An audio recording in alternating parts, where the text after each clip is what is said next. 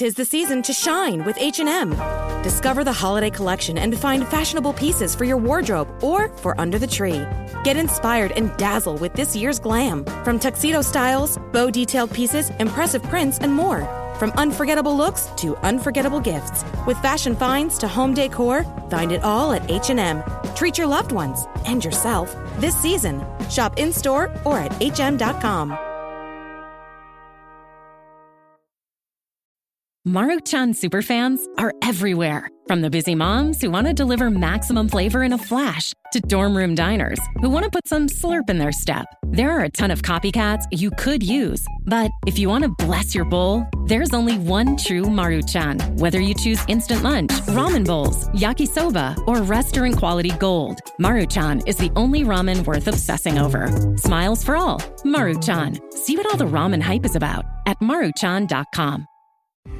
Nurses, we just want to thank you for everything you do.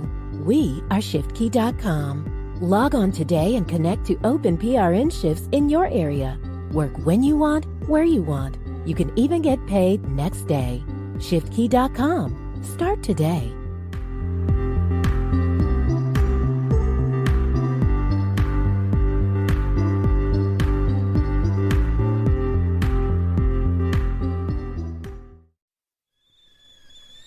The kettle's boiled, Vic. Great. Perfect timing. Just a dash of milk for me, please, mate. Here you go. Shall we get started then?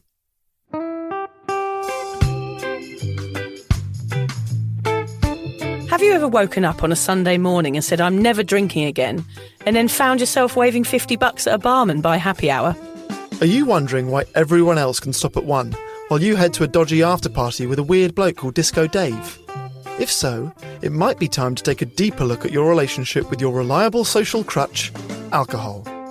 On each episode, we'll investigate our own dysfunctional dealings with booze and find out if it's possible to stop this deeply ingrained habit before things get too messy. Yep, we're going to open up a shame shed of humiliating drinking stories to help you understand why waking up from a booze coma each weekend with a kebab sticking out of your top pocket might actually be negatively impacting your health. Hamish and I are here to delve into what it's like being sober, an unwanted warts and all look into why giving up those cheeky pints or putting down those mummy wines will make you feel happier, help your anxiety and mental health, and turn you into the most sparkly, authentic version of you. Won't that mean I become boring though, Vic? Well, Hamish, we'll just have to wait and see.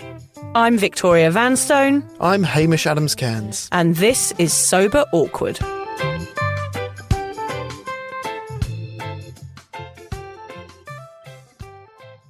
What's this? Look at it. It's huge. Yes, he is a bit taller than Lucy, but I think we'll fit him in, Alan. Nice to meet you, Alan. Fuck off. Oh dear, that's not a good start, is it? It's a nice welcome to Hamish to the Sober Awkward booth, isn't it? Alan telling him to fuck off, but hey, he is a grumpy sound guy and we would be bored if he was friendly, wouldn't we? It's exactly the welcome I wanted. Welcome, Hamish, to the booth. Thank you so much. Here I am, of course, without my lovely Lucy. She's flown the nest, left the Sober Awkward studio for pastures new. I was worried for a moment that I might not be able to find another partner in crime, but I've scoured the lands and seas, visited prisons and hounded people in dodgy nightclubs. And to my utter delight, I've bumped into Hamish, another sprightly Brit to take Lucy's mantle and waffle on about sober life with me. Welcome. Thank you so much. Yeah, you know what? It was funny listening to the last episode because the fan of Sober Awkward me was crying with you, sad that Lucy was going. And at the end, you started talking about me. I was like, oh my gosh, yeah, that's me. I have to do this now. Yeah, you're going to be on. You don't mind if I call you Lucy, do you, Please from do. now on? Okay, right. Well, that's what I was going to say. So I know that you guys often found this studio quite hot and would like to do this in your bras. Now, Yes. I don't want you to feel self-conscious about doing it in your bra. So I brought my mankini. Excellent. And I brought my lambkini. Yeah. So if you do feel like you need to strip off, I will do it too. Anyone who owns a mankini and a lambkini is welcome in the booth, Hamish. I'm not sure. I might get a little bit too hot if you do change into your mankini. I'm not sure the booth could take it, or Alan, in fact. Do you want to introduce yourself, Hamish, and tell us a little bit about yourself? Yes, of course. So yeah, we've been friends before Sober Awkward. Isn't it weird? You had a life before Sober Awkward. I know, it's so weird. And actually, the day I met Hamish, we found out something very strange that we both have in common, didn't we? Well, yeah, I've actually got a bit of a bone bone to pick with you about that. Okay. So I like to tell people within a few minutes of meeting them that I studied at clown school. All right. Yeah. And usually you get whoa, clown school. Let's talk about the clown school. You're the only person I've ever met that went, oh, yeah, I did that. Yeah. Shot me down. That was it. It was the end of my conversation. It's my people-pleasing ways. I always have a story better than yours. Yeah, nice. Or just, whatever they think they've got, just agree with it and shut the box. yeah. I just make it up on the spot, actually. I've never been to clown school. No, actually, when I was at college, I went and studied at a clown school in Paris for a week, and I lived with this amazing Haitian family who played loud reggae in their lounge every day, and I danced around the living room, and all of my other mates that were doing work experience in France got jobs in like filing in offices, and we'd met up during the week. I was like, what are you doing, Vic? I was like, I'm actually working in a clown school where I get thrown up in the air by a mad Russian ringleader, and yeah, it was amazing. Why were you at clown school, Well, my Hamish? story is similar. So Right. I was there also in Paris. I was there for 2 years though. Yeah. And after uni, all my mates moved to London and got corporate jobs and started getting the first share houses. And I was living in a bookshop in Paris. There's a Right. bookshop called Shakespeare. How and Company. romantic. Well, yeah. Well, I was sleeping on a shelf above the children's area. So it's a little bit creepy. Weird, But yeah. you can live there for free if you're an artist. I What thought, if you oh, wanted a lion? No lines. Okay, so no you have lines, to right. open the shop, you have to close the shop, Yeah. and you have to work in the shop a few hours a day. And that was the rule. And you had to read a book a day. Oh, wow, So okay. I chose children's books because they're Okay. very, very small. ABCs. Yeah, exactly. But you know what? I was kind of nervous about this episode because I was like, I'm stepping into the shoes of Lucy, who I have loved as much as every other fan of the show has been.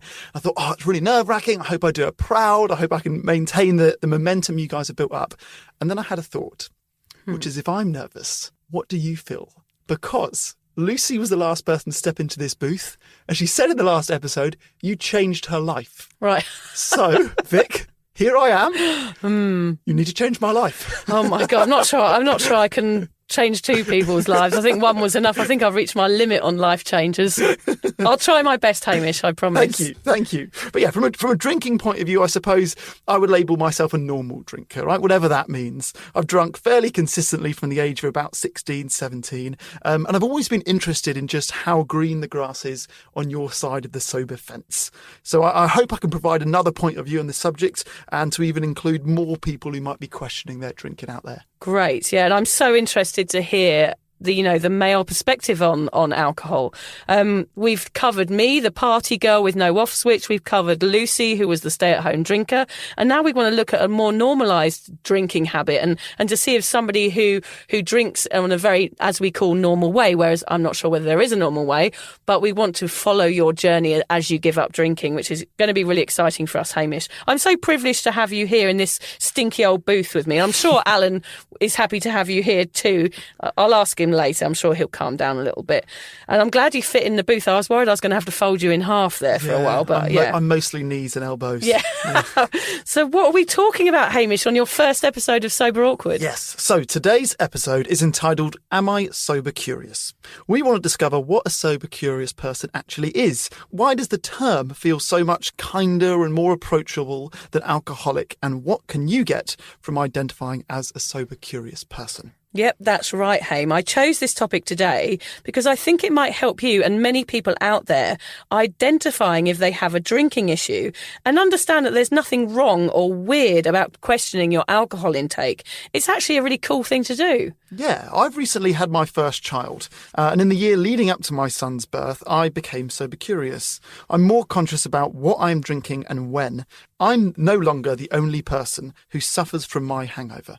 And in order to be the best husband and father possible, I think now might be the time to pack in the booze. Yeah, that is such a great reason. I mean, to be a present dad is just one reason, isn't it, Hamish? Of course. There are so many people out there that feel like that, but don't take action because their drinking isn't that bad, or they think it's not that bad.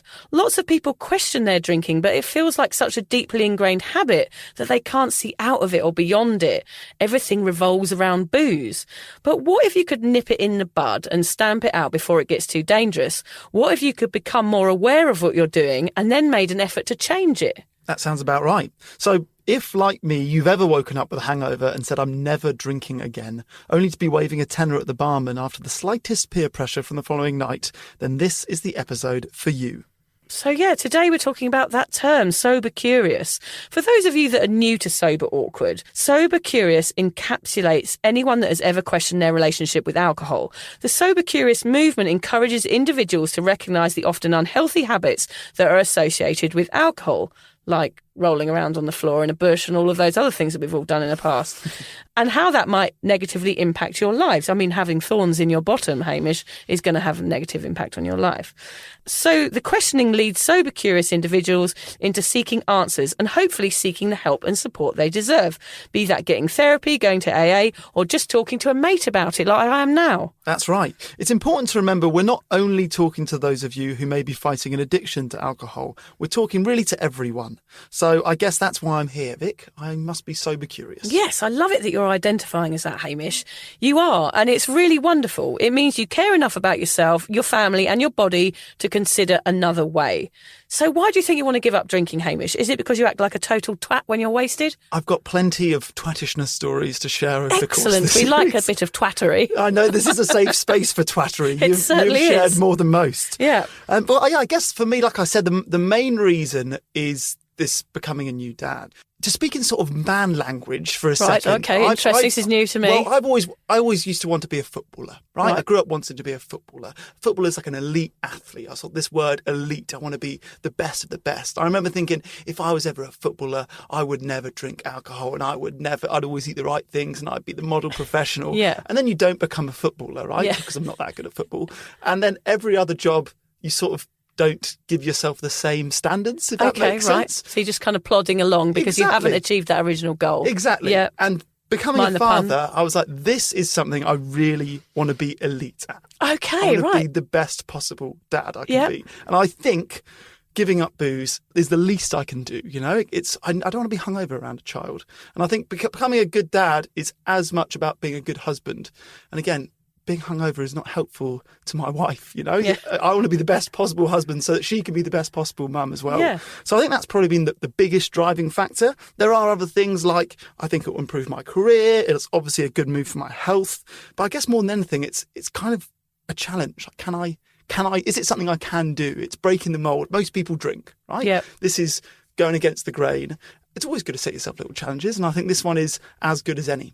Yeah, and I think you're in the right place for it. I mean, you've got accountability now. Yeah, exactly. Everyone You've knows. got to give up drinking. Otherwise, we're all going to be on your back. So what is your history with booze, Hamish? I'm interested. Well, I think like any Englishman or Englishwoman, we have drunk an average amount for our country, which is probably more than the average amount than the rest of the world. Yeah, it's you know? been pretty instilled in us since birth, the old boozing, hasn't it? Exactly. Like both of us have England. We've both lived in Paris. We've both lived in Australia. Those are three places that have got fairly serious drinking cultures. Yeah, actually, when I've talked about this before, I couldn't name one country that didn't have a serious drinking Yeah, that's a culture. good point. Perhaps India or some of those other countries in the Middle East where they don't drink as much. But yeah, I think most countries have a little bit of an issue going on. Yeah, that's true. So yeah, I guess my history of booze, obviously it started at school. I went to this sort of fancy boarding school in the middle of nowhere in Yorkshire, which was lovely. And I guess one of the good things about the school is that it was so far from everywhere that it was very difficult to get drugs. Well, right, that's disappointing. That's why I went to a rough comprehensive. Well, that's it, right? Yeah. Most schools, especially the ones that are near London, really easy to get drugs. Right. My school, impossible to get drugs. God, how disappointing. Which in a way is good, but in a way it means the one thing that we can get our hands on and we threw ourselves into was getting our hands on booze, right? And the school's in Yorkshire, it's famous for pubs, it's famous for drinking. So I guess it sort of started there, drinking warm Fosters in the bottom of a bush. Oh yeah, ciders. Yeah. Yep. Yeah, we'd hide them in the bottom of a field and we'd go and sit in a puddle and drink them on a Friday night. Yeah, a bottle of Scrumpy Jack, wasn't it? Yeah, lovely. So it started there. Then I went on to uni, Newcastle Uni, again, infamous drinking culture. And yeah, I guess I was always sort of the lightweight. So I was pretty much a male-dominated school. The more you drink, the cooler you are. Okay. I was never cool because I was always drunk after one drink. Yeah. And not funny drunk, just the loser. In the Blithering corner. idiot. Yeah, I've always been the blithering idiot. Okay, good. We like blithering idiots. So yeah, school, then on to uni was a massive drinking culture at Newcastle Uni, particularly because it's so cheap. Yeah. It's literally cheaper to go on a night out than it was to eat dinner. Okay. Which is the decision that we Yeah. happily made Yeah. most nights, particularly when your university halls are atrocious, and it's not much fun sitting around in them sober. And then, I went on to Paris, and Paris is Paris. I don't need to say much about Paris. Obviously, there's an abundance of wine, and then moved out to Australia. So, I guess it's sort of, my story's normal in terms of drinking. I've always been surrounded by it. I've always lived in cities that are into it, and I've always been in social groups that are pretty drinks heavy. I can't think of a social event I've ever gone to which hasn't revolved around booze. And that's what's interesting about it, like the comparison between having Lucy here and my story and your story is that the vast spectrum of alcoholism is what we talk about a lot on this podcast, and saying, look, we all sit on it somewhere. I mean, I don't know anyone who doesn't sit somewhere on it unless they're sober now, because it is vast and there are these extremes. You either like a real problem drinker, an extreme drinker, we would call it. You sit somewhere in the middle between that pub and an AA meeting, or you sit at the end where you think you're a normal drinker and you are drinking to satisfy the needs of your culture that surrounds you. So it's such an interesting angle having you here, Hamish, and getting this story from somebody who's perhaps not a problem drinker. I wouldn't really describe you as that, but perhaps the problem is that it is normalised and that everyone's doing it, and perhaps that is a problem in itself, which is a really fascinating angle and perspective, especially from a male. And there's not many male people standing up in this realm talking about alcohol because it is so normal and so expected. You go for a pint at the pub with your mates after work, after surfing here is a huge other culture. It's expected of you as a male. What are you, 31, Hamish? Yep. So all your social events are going to be based around booze. And what we're going to question in this series of episodes of Sober Awkward is whether that's okay or not, and how that's impacting you, and how is it possible for you to actually stop that behaviour, and what's it like? My history, I've talked about it all before. I didn't realise I was sober curious, but now that term really encapsulates me. I thought I was just a pisshead that couldn't stop drinking and was rubbish at moderation and ignored all these red flags throughout my life. I described myself before I discovered that sober curious term as a socially acceptable alcoholic, or a pisshead, or somebody that had no off switch. But when I found that term, the term that we're going to really shove down your throat today, Hamish, that I discovered that kind of made me feel cosy. And there's something to be said for feeling accepted and having an identity and feeling cosy, no matter whether it's in your work or in your home. Feeling accepted into a group, like a tribe, is a feeling that kind of relaxes you, doesn't it? What do you feel about that term? Do you like it?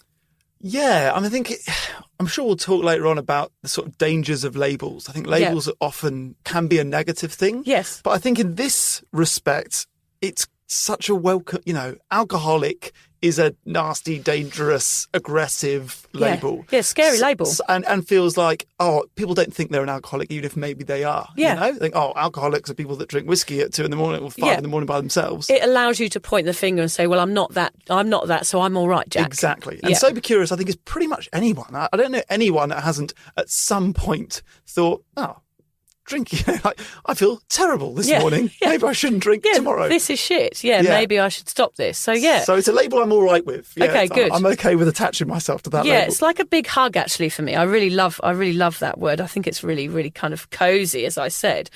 And I love your reasons, Hamish, like to be becoming a dad and wanting to be the best dad in the world. I mean, that's why I gave up drinking, was because I became a mum and I tried to combine these two crazy lives, like being a mum and being a pisshead, being a party girl. And those worlds, of course, they collided massively when I was hungover and trying to be a parent. The two just are not compatible.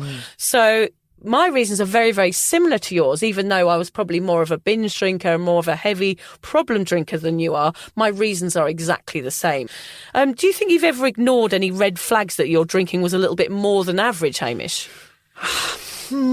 Yes. Oh, yeah. Yeah, we've all got a few of those. Yeah, I've got a few. I'll tell one to get you started, which was I was on holiday in Laos. And I feel like Laos, a bit like Thailand with you, seems to be a place where particularly Brits really go for it. Well, a lot in those Southeast Asian countries, there's not many rules. Yeah, like you can ride 5 of you on a motorbike without helmets, like be sick on the pavement and carry on. Like there's no police around. You can just do whatever you want. Yeah. And, we usually go when we're 18, 19 years old and we're looking for a bit of escapism. Yeah, totally. So I was in Laos. And for anyone that's been to Laos, particularly when you're 18, 19 years old, the thing to do there is you hop on this donut, a blow-up inflatable rubber ringy, Rubber ringy? Yeah, sure. Sounds like a condom. you hop on a big You don't want to inflatable- have a rubber ringy. You That get on a sounds big painful. inflatable condom and you go down the river, and along the river are lots of different bars, all right? Yeah. So I'd been there about a week, and the three best mates I was travelling with said, we don't want to go out tonight. We've gone out every night. And I said, screw you, I'm going to go out alone. So I went out alone, and we were playing beer pong, but not with beer. It was with a local whiskey. Oh, rice wine or something. Something like that. Yeah, I don't even right. drink whiskey, but No. yeah, I don't think Laos, beautiful country, not sure if it's famous for its whiskey. It's basically window cleaner. Yeah, exactly. Yeah. So I remember playing beer pong with whiskey, and I'm actually pretty good at throwing ping pong. So that is one of my skills. Okay, excellent. Yeah, but I guess on that day I must have not been great because I definitely did the majority of the drinking. Okay. And I remember somehow getting home. I do remember vaguely walking, and I think a minibus gave me a lift, Right. which is a whole dangerous another section of this story. Yeah. But I wasn't abducted. And I remember getting home, and my friends were sort of in the internet cafe front reception area of the hostel. I charged straight past them, got into bed, think, cool, I need to pass out. You know, Yeah. my night is over. Yeah. Pass out and I'll just wake up and everything will be fine. Anyway, I get into bed, start getting room spinning. I'm like, I need to throw up. So I run to the loo. Throw up, that's cool. I'm sort of hugging the loo. The throw up's happening. That's fine. That's a control I've not missed. Then I was like, I need to poo. So I think that's okay.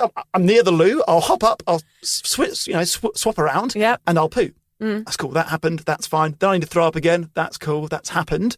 Then I need to get back into bed. I remember thinking, I just need to get into bed. I need to pass out. This needs to end. I remember basically what started was a puke poo pirouette. Okay. So I'm at the loo. I'm spinning like a ballerina. I think it's called swamping yourself. Is that what it's called? Yeah, there's something Swamping. like that, yeah. Okay, so from memory, that was, I was timing it well. Everything was going where it needed to go. Okay. And I got back into bed. And then my mate, who I was sharing a room with, came in and said, hey, there is puke and poo all over the bathroom floor and all over the bed. And I can remember sort of sobering up as he said that. And I looked at him dead in the eyes and I said, George, a wolf ran in through the window, pooed the bed, and threw up on the floor in the bathroom. The wolf. It was a wolf. Yeah, I blame this wolf, this poor wolf. I'm not even sure if Lao has wolves. So had you actually mistaken the bed for the bathroom? No, I just don't think I made it, maybe. Okay, or just maybe a- I was asleep and things were going. But then the worst thing was we were checking out the next day and checkout was at 10 o'clock. Yeah. So I remember thinking, that's fine. I'll make a pile of Yeah, stuff. pooey, pukey sheets Yeah. and put it in the corner and I'll leave the room 9:59 straight onto the bus. They'll never know. I'm out of here. So 9:59, I'm out. The bus is late. Oh. The German hostel owner comes to the reception. He goes, right, who's in room G4? I slowly raised my hand. Oh, no, the shame. Yeah, and he was just disappointed. This lovely guy was just let down with me rather than Dear. angry. It's so similar to my Thailand story when I booted the door in, which I've told on another podcast, when I had to do a runner from a resort and the man caught me and I had to pay a massive fine. But I didn't remember booting a door in.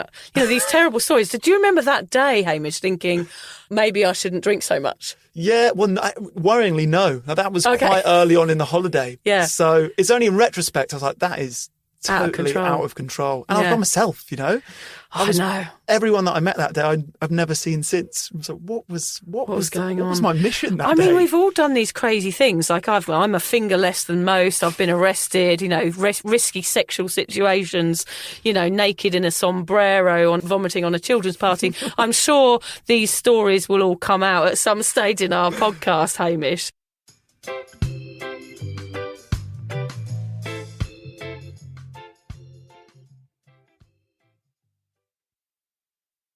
Yeah, so Hamish is someone who I'd actually describe as a normal drinker, as I said. Like him, I thought my crazy behaviour was totally normal. Like I did all those things in Laos and Thailand like you did. I was just a party girl with no off switch as far as I was concerned. Drinking was so ingrained in me that I thought it was normal to vomit in a wheelie bin every weekend, fall over in taxi ranks and blow my fingers off with fireworks. I thought drinking was fun. I thought that behaviour was fun. When in fact I had a tinsy-wincy bit of a drink problem that actually needed therapy to unravel. So let's list some of the ways listeners can identify if they are sober curious, Vic. Yeah, it's a great idea because it is a hard thing to sort of pinpoint for those that are listening. If you relate to any of these, it might be time to put down your pint. One of the first ones is if you are not able to stop at one. That's a classic sign of you being almost obsessed with alcohol because you can't just have that one drink. You're failing at moderation. Of course, if you can't have one drink, it means that you want another one, which means you want another one, and it's like you have no control of it. So we're going to really simplify things here for you guys, just to try and identify a few issues here. I guess similar to that, people that think one drink is pointless. Yeah, I would say that still now, that one drink, I'd be like, why the fuck are you bothering? In fact, even now that I've been sober 5 years and I see someone having one drink, I'm still kind of that, there's a part of me that's like, come on, what's wrong with you? Get another one down your neck. I'm almost disappointed in people. I think because I can't do it anymore, I want them to sort of do it instead, but it's bad, Anyway. Another obvious one is if you're really just not happy with drinking anymore. Yeah, if it's impacting you in a weird way, whether that's anxiety or you're just questioning it, or you keep doing stupid things, or it makes you have arguments with people, or it makes you, have an argument with your partner, all of these things. If you're not happy with it, it might be time to change it. Mm-hmm. The next one is, exactly that, feel in need of change, which if you feel in your heart that something's not right, it's probably time to have a look into it. Particularly if you've crossed off all the other things. Well, it's not that, it's not that, it's not that. Yeah. You're still drinking. You might find, a lot of people I talk to actually go to the doctors, and the doctor says, you've got this, you've checked this, but are you still drinking? And everyone I know says, no, doctor, I've given up drinking. But of course they are. It's the one thing they always deny, but the drink is often the key to a lot of health issues that we talk about. So we'll go more into that in a few other episodes, One that I can relate to is this idea of just being a bit bored of the drinking culture. Yeah, it's fucking boring sometimes, Hamish. Like, I've got to go. I remember I used to dread going out in the end because I thought, oh, bloody hell, here I go again. I'm going out. I'm going to be the drunkest person in the room. I'm going to fall over and make a tit out of myself. And then I'm going to have huge anxiety the next day. I knew my patterns so well, and I was bored of it by the end of it. Yeah, well, you can sort of imagine how the night's going to go. I know we're going to have this many drinks. I know these conversations are going to happen again. We're going to end up at that place. Yeah. It's just on repeat after we've done it for years. I've done it for fucking years, 25 years. Yeah. So one thing that you might feel in that situation is that you're actually craving better relationships, like those bonding situations that you're out with your mate at that same club and you're talking about the same thing. You're not actually going to remember any of those conversations the next day. So you might actually not be bonding as well. And is it possible to bond more deeply if you're not drinking? Yeah. That one's a good one because you always think, after a few drinks, we always get these amazing deep chats, you know? I feel really connected. When you're drunk, you don't remember it the next day. No, it's like pointless, isn't it? Yeah, the point is trying to get to that level of conversation without the booze so you can actually remember it and actually connect with that person. And that's going to be a challenge for you that will set you at some point to go out on a booze-free night, Hamish, and try and have conversations with people that are authentic and genuine and see how you feel afterwards. Like, what's the level of joy you feel when you're actually having a real discussion with someone without booze involved. Another one is if you've been visiting the STD clinic a little bit too much. I think I was on first name terms with the lady at Boots. Unfortunately. Yeah, we laugh in this podcast about all of these things because we've been there and done it and we've seen the other way. So bear with us. We have to laugh, otherwise we would cry. Yeah, exactly. Yeah. So if your drinking seems a little bit different than your mates, if your mates seem to be able to stop or they're getting up the next day and going for a run while you're lying in bed, stuffing a bacon sandwich down your face and a can of Iron Brew, there's different levels of drinking. Some people can handle it, some people can stop, some can't. Or if you're one of those people that can't stop, then you need to have a look into it. If your mates are all happily going home at a certain time and, going and cooking dinner and going to bed at a normal time, and then you're out at a nightclub dancing on a speaker till 4 a.m. most Saturday nights and you can't see why, it's because there's something different going on with your drinking than theirs. So it might be worth looking into. And that sort of leads on to my last one, which is if you keep failing at moderation. That is key. Yeah. There's a lot of people that think, I'll just give up for a weekend, or I'll give up for a month, or I'll give up beer, or I'll just drink cider or wine. If that keeps failing and you keep ended up throwing up or pooing your bed, then maybe it's time to rethink it and give up booze for a bit. Give it a try. Maybe it is the answer. Yeah, because that failing at moderation, actually, Hamish, I'll just tell you quickly. For me, that was the steps that I took to get sober. Failing at moderation, attempting it every time you go out and then failing, it leaves you feeling like shit because you're really trying hard to do something, but you can't.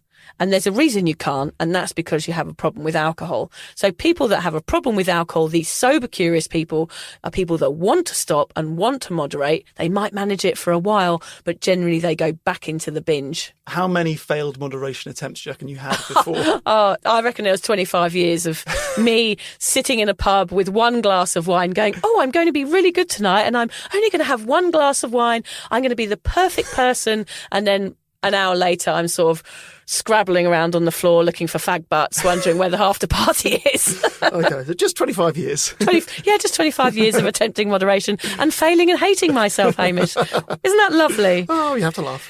Yeah, so basically, I think what we've come to terms with here is that both of us, even though our drinking is probably a little bit different, we're both your average booze bags.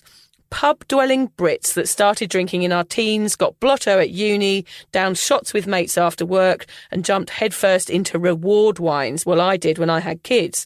I reckon, Haim, when you were blaming wolves for shitting in your bed, I was passed out in a bush at a hen's night still wearing my penis helmet.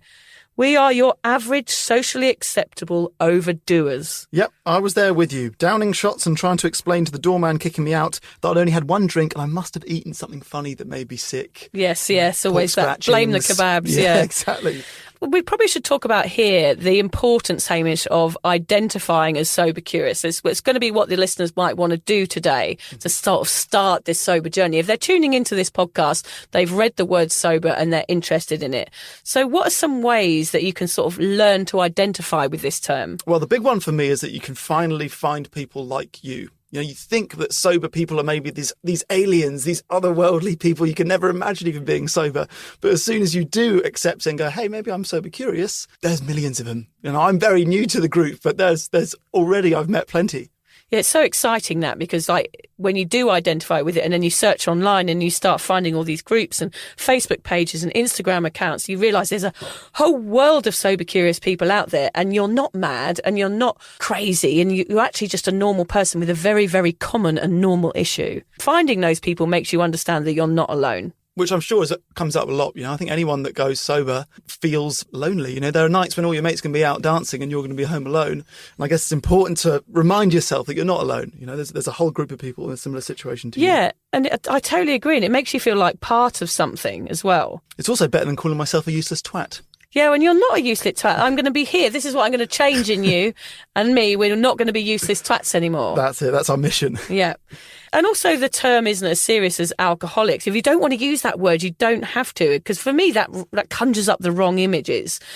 And it's not helpful for some people. For some people, for Lucy, for example, she liked the term alcoholic because it helped her identify what she was. And it meant that she found it very serious and that she could stop it because she didn't want to go back there. But for some, I mean, you don't have to label yourself anything. You don't even have to use the term sober curious if you don't want to.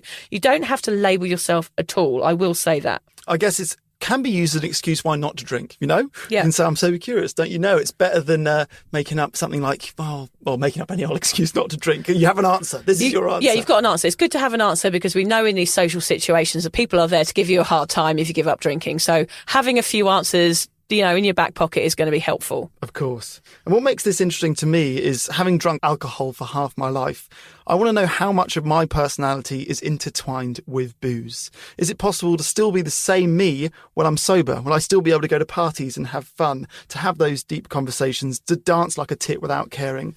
I want to know who I am socially without booze. Gosh, yeah, it's interesting. It is a difficult one. And I did find it hard at first to socialise without booze. But it's like anything, Hamish. Practice makes perfect. So what we thought alongside the usual Sober Awkward shenanigans on this series of Sober Awkward, over the next year, we're actually going to follow Hamish as he tries to go alcohol free. We will bear witness to his fails, his struggles and his wins. We plan on sending him off on a few very awkward sober missions and cataloguing the changes in him over the following 12 months. Don't worry, we're still going to cover all the sober awkward stuff too. Our shame shed of awful drinking stories, lots of humour and valuable tips to prop up your sober life. So whether you label yourself as a problem drinker, sober curious, a total pisshead, a lush, a caner, a drunk, a party girl, a normal drinker, a wine o'clock mum or an alcoholic, we've got you covered. It's so lovely that you're here, Hamish, and you're willing to take on these challenges and take on a year of sobriety. I just can't wait to see the changes on you. I witnessed Lucy change, of course, and I'm excited to see you change too. I can't wait to see how this pans out for you. Yeah, I'm sure there are going to be some highs and lows along the way. Days when I'm strong in my sobriety and others when I need to lean on you and the rest of the community for support. Yeah, and we're here for you, Hamish. What we're going to do is we're going to create a group on my Cuppa community, and we haven't quite decided what to name it yet, has we, Hamish? So we need help. We need help. We thought we might put it out there to the Sober Awkward listeners. We've got a few names like the Sober Party, the Teetotal Tea Party, Blind Sober, the Give Up Club, Annually Challenged, which was my favourite one, Hamish, especially with your poo story. That works quite well. Oh no, I'm going to be remembered as the poo guy. Yeah, the poo. There's nothing wrong with that. I've got a lot of poo stories. So yeah, we've got a few names that we're going to come up with, and you can join the group and you can join Hamish on his year off. Go onto the Cuppa community and join the group and, start your sober journey with Hamish. It's going to be so exciting. You can challenge yourself off a year off the grog too. This will be a great support network for you and for Hamish to start your sober life.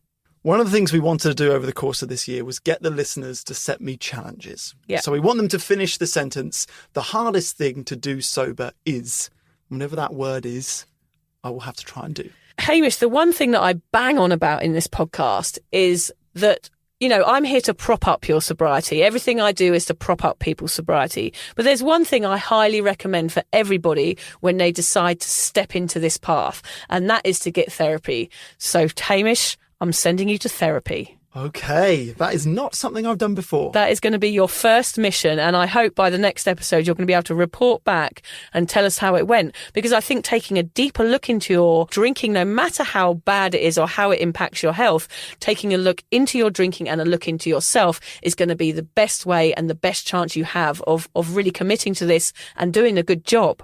I'm excited. I'm excited too. I can't wait to see how it goes. So whether you're questioning your 1 glass of wine per night after the kids are in bed, your 5 pints of Scrumpy Jack cider at the local barn dance, the massive binge at your mate's birthday, or the bottle of whiskey on your own at home, it's important to know that if you've been questioning for a while, that means it might be the time to start seeking answers. Getting sober or sober curious is just a way of being kinder to yourself. It doesn't have to be all dramatic. You don't have to be swigging gin bottles from hidden laundry baskets and dribbling on a bouncer as he leads you to the fire exit. You just need to want something else and be curious about seeking it out. We want you to come on this sober, awkward journey with us. Next week, we might help Hamish prepare a little bit for his first week of sobriety and have a little chat about how drinking affects your bank balance. So join me. If you're questioning your alcohol consumption, then let's do this as a tribe. Go sober for a year with me. Join the group so we can all be in this together. I will post all my sober awkward antics and share with the listeners the ups and downs of sober life. I hope you will support me and give me a few embarrassing sober escapades to complete. Yes, I'm looking forward to coming up with all these evil deeds. I'm dreading what you come up with specifically. Yes, don't be too mean, everybody. Yeah, remember, if you're considering giving up, please seek the professional support, not professional sport, which somebody told me to seek once. I was like, no, I'm not going to become a shot putter. I want to have therapy. Finding out why you drink in the first place is going to be the key to opening your sober door and will help you achieve a more long-lasting happiness. I'm so grateful to Hamish for being here and allowing us to share his sobriety journey with us. I can't wait to see what happens and get the male sober awkward perspective. Really, Hamish, I want to end this podcast by saying, why are you allowing me to do this to you? You're like my little sober gimp, aren't you? Oh. It's like each week I'm going to get you out of the box in your little gimp outfit, your little gimp mask, and say, right, I'm going to set you these tasks now, gimp. Well, that's always been my dream, is to be somebody's sober gimp. So I thought that is as good a reason well, it's funny, it's been my dream to have one. Well, I guess one of the things about doing it in this way, in a way that's so public, lots of people are going to know about it, not just my friends and my family, but also friends of yours, people that are listening to the podcast from all over the world, is I think it helps me with the idea of accountability. I am someone that I think as soon as I've told everyone, I've got a better chance of sticking to my word. So I feel like as soon as I tell everyone it's a challenge, then I have to complete it. I have to get to that finish line and give it a shot. Yeah, you got me to answer to now. Yeah, exactly. I don't want to feel the wrath of your gimp whip.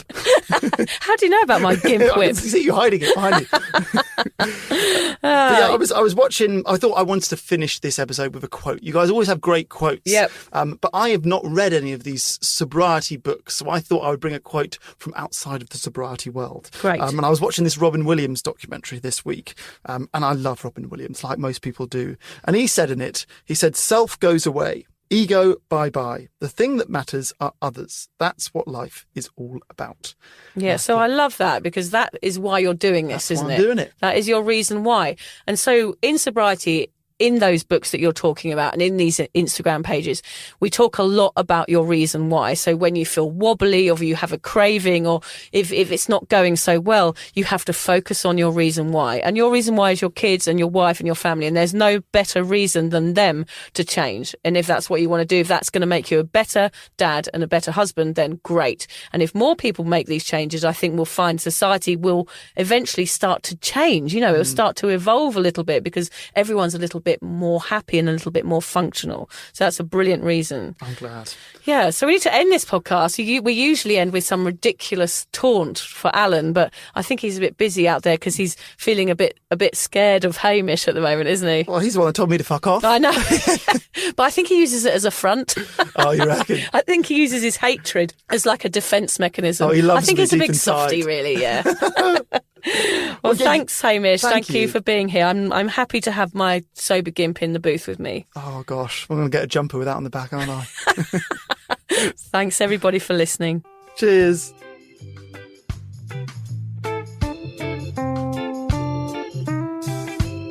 If you're questioning your relationship with booze, you're struggling to moderate, or your hangovers are causing anxiety, it might be time to reach out for some support. Yeah, just talk to a mate about how you're feeling, contact a local doctor, find an AA or sobriety group. Vic's got one. Yeah, just head to www.cuppa.community. Remember, if you're questioning yourself, it might be time to seek support.